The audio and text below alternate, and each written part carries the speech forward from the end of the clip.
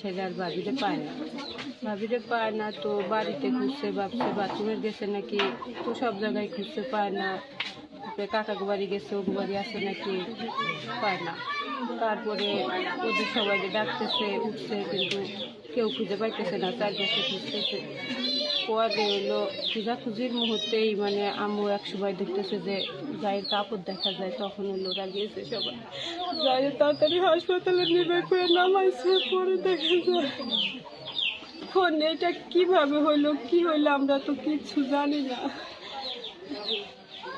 এটার একটা সুষ্ঠু তদন্ত দরকার যে কিভাবে ঘটনাটা ঘটলো বা কি হইলো। একটা বাগানের ভিতরে একটা বটি নিয়ে তার কত টাকা কুবাইছে, এই খবরটা পাইছি তারা রাজবাড়ী হাসপাতালে, আপনার ফরিদপুর হাসপাতালে সদরে। আমরা ফরিদপুর সদর হাসপাতালে গেছি, সদর হাসপাতালে না পাই আবার খবর শুনতে রাজবাড়ী হাসপাতালে, আবার আমরা রাজবাড়ী হাসপাতালে আইছি। সেখানে আমরা সারাদিন দৌড়াদৌড়ি করতেছি, আপনার কোনো খবর। তাহলে মেয়েটা এই যাতারে মাইরে ফেলছে, তাহলে আমাদের এই খবরটা ভুয়া খবর দিয়ে আমাদের দেশবাড়ি ঘুরে নিয়ে ফেলার কারণগুলো কি? আমরা খবর পাইছি তাহলে না 9টার দিকের খবর। আমার হলো স্বাস্থ্যবাদী মেয়ে।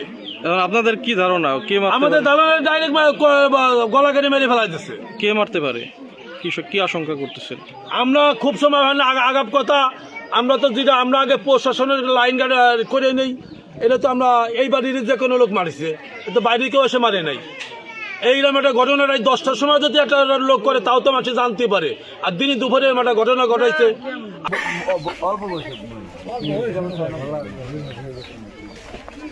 16 বছর